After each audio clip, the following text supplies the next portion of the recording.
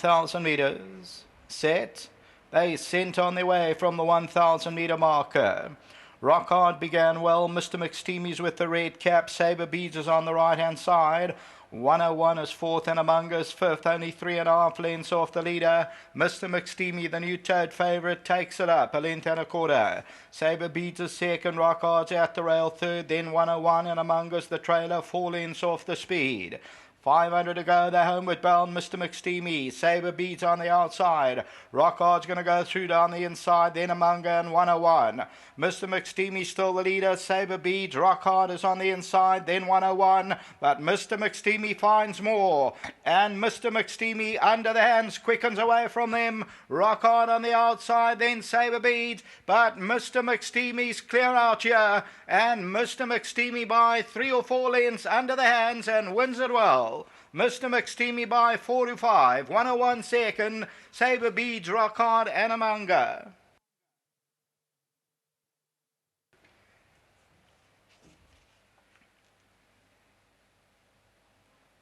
Number 1, Mr. McSteamy, returns after that 260 days absence. And under the hands, hopped out smartly, jumped a little bit sideways when the gates opened. But Mr. McSteamy, Anton Marcus, you'll see it ends up tote favourite and a hot favourite at 170.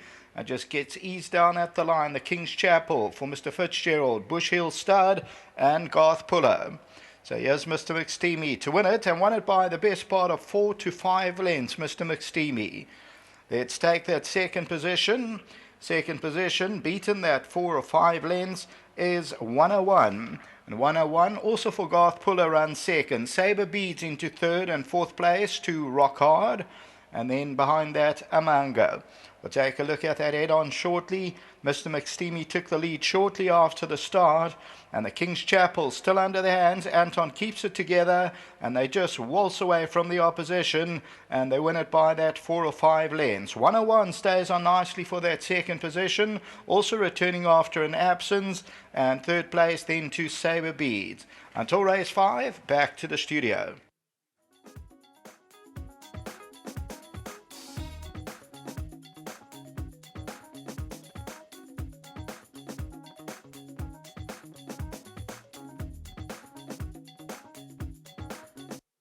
We managed to catch Arthur just before the rain comes down here. He's got to go and weigh in. Arthur, thanks for stopping by. Very comfortable. It was pretty impressive, Paul. I actually sat in his back for the first time on Monday, and I worked him just for 2 furlongs. And I never. He took me totally by surprise when I took him down to the start. You know, clearly he reserves his best for race day because, you know, after I'd worked him, you thought, well, this is looking for a mile minimum. You know, he doesn't muster at all. He shows, you know, he doesn't show much interest at home. But when I took him down to the start, it was like a metamorphosis, Paul. Absolutely, lovely word. Have you got any more rounds? I haven't studied your card. Paul, I've got one more executive power. You know, he's got a big reputation. Yes. Small field but competitive. You know, I mean, Alistair Gordon has always been touted as way above average. Yeah. So clearly, it'll be a race. Thanks for your help. Thank you, Paul. Lovely. Well, here comes Garth Puller. He had the exacta here. Well done, Garth. Eric Ngwani sneaking the exacta for you. Yeah. But I went back. I know this hasn't run for 150 days. I went back on his last run where he found support. He ran second. There was a cracking field behind him. Yeah, it was. But I must say, that while you're standing in his box, the handicapper put him up 8 points. But that was very kind of him. Very kind. While he was standing in the box, he was trying to qualify for the $1 million race, and it was his third run. Those 2 horses were having their first run, Sylvester the Cat and the other horse. Yes. They came out and won. This was obviously he went a little bit backwards because we looked after him. That's why he hasn't run for this long. And he subsequently went up, but with the time off, they dropped him 5 again. Yeah, look, I mean, so he's up 3. Yeah, he's up 3. He's still up 3. But he was merit rated to win. Unfortunately, the field cut right down. I would have liked to see him run against Charles's horse, because that's Fost. Yeah. But he jumped out and he surprised me. He had the pace, because I brought him back in distance. I put the cups on because of the distance. Yeah. And then they changed venues to here, which is Foster, and I thought, well, that'll suit Charles's horse more.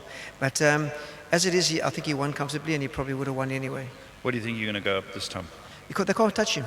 Can't they? No, he was handicapped to win, and he won. And the second horse is my own horse.